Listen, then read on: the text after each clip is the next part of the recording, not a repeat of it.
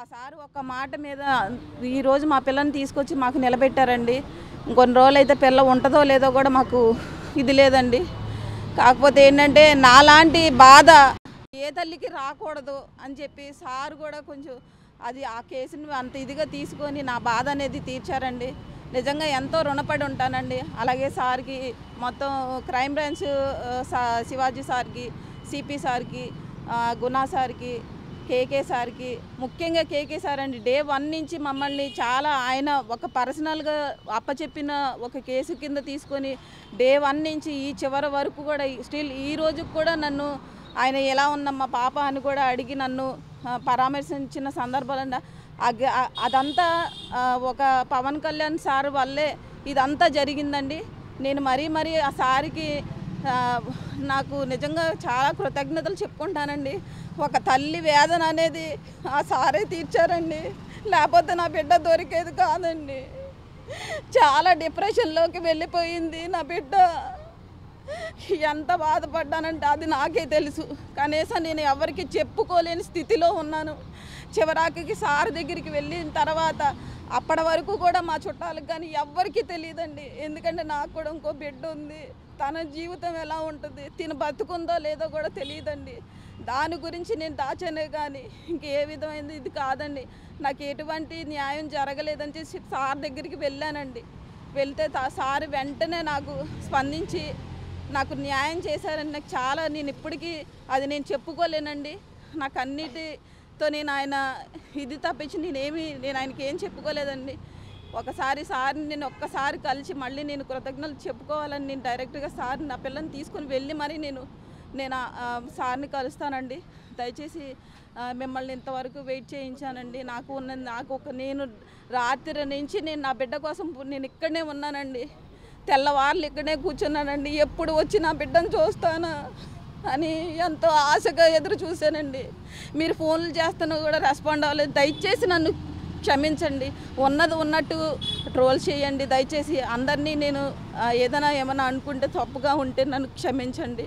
నా బిడ్డని నేను ఇప్పటివరకు సేఫ్గా మీ వల్ల కూడా మీ పాత్ర కూడా ఉందండి. మీరు ట్రోల్ చేయడం వల్ల నా బిడ్డ చూసి మీరు చేసిన నా వీడియో చూసి తను బయటకు వచ్చింది. నా తల్లిలాగా ఏడుస్తుంది, బాధపడుతుంది అని చెప్పి తను వచ్చి ఈరోజు మాకు నిన్న పాప వాళ్ళ అక్కకి మెసేజ్ చేయడం, అక్క నేను పలానా చోట ఉన్నాను. నిజంగా ఇది మెరాకిల్ అండి. వెంటనే ఆ పాప 4:30కు స్టార్ట్ చేసిన చాట్ అండి, 1:30 చాట్ చేసిందండి. ఆ 1:30లో Guna sir, CP sir, KK sir, crime branch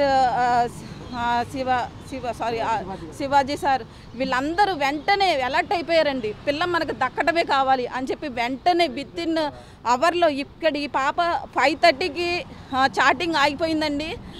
అతను వచ్చేస్తాడు, నన్ను చంపేస్తాడు, నేను బతుకుంటే మిమ్మల్ని కలుస్తాను అని చెప్పి లైవ్ లొకేషన్ పెట్టి ఎంత ఫాలో అప్ చేశారంటే నిజంగా గ్రేట్ అండి.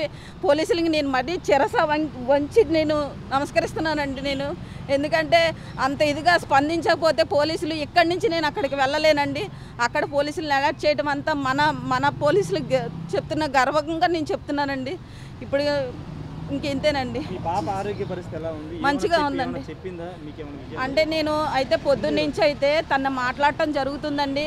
తను ఏంటంటే నన్ను శాంతం అంటే మా ఫోన్ నెంబర్స్ కానీ కాంటాక్ట్స్ కానీ ఎటువంటిది మా కాంటాక్ట్ లేకుండా మా ఫోటో ఒకటి మా భర్తది, నాది, మా అమ్మాయి పెద్ద అమ్మాయిది ఓ ఫోటో చేసి ఈ ఫోటో చూసుకో నీకు ఏదైనా బాధ ఉంటే అని చెప్పి ఫోటో ఇచ్చాడంటండి. ఎంత దుర్మార్గుడండి. ఎంత ఏడ్చిందండి నా పిల్ల. నా దగ్గర అన్నీ ఉన్నాయి. నా పిల్ల ఏడ్చింది వీడియోలు కూడా ఉన్నాయి సార్. దయచేసి అలాంటి దుస్థితి ఏ తల్లికి రాకూడదని నేను చెప్తున్నానండి. అలాంటి దుస్థితి రాకూడదు. సార్ అయితే ఏదైతే జయంగా ముందుకు తీసుకున్నారండి అది చివరి వరకు కంటిన్యూ చేయాలని మరీ ముఖ్యంగా నేను సార్ని ప్రాధేయపడి నేను అడుగుతున్నాను. నాలాంటి తల్లులు ఎంతోమంది, నేను ఈరోజు 8 నెలల తర్వాత బయటకు వచ్చానండి.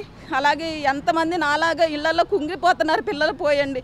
దయచేసి వాటిని కూడా మీరు సీరియస్గా తీసుకుని ఆ పిల్లల్ని కూడా తొందరలోనే తీసుకురావాలని నేను కోరి ప్రార్థిస్తున్నానండి. థ్యాంక్ యూ సో మచ్ అండి. థ్యాంక్ యూ సో మచ్ అండి. మీడియా మిత్రులందరికీ థ్యాంక్ యూ సో మచ్ అండి.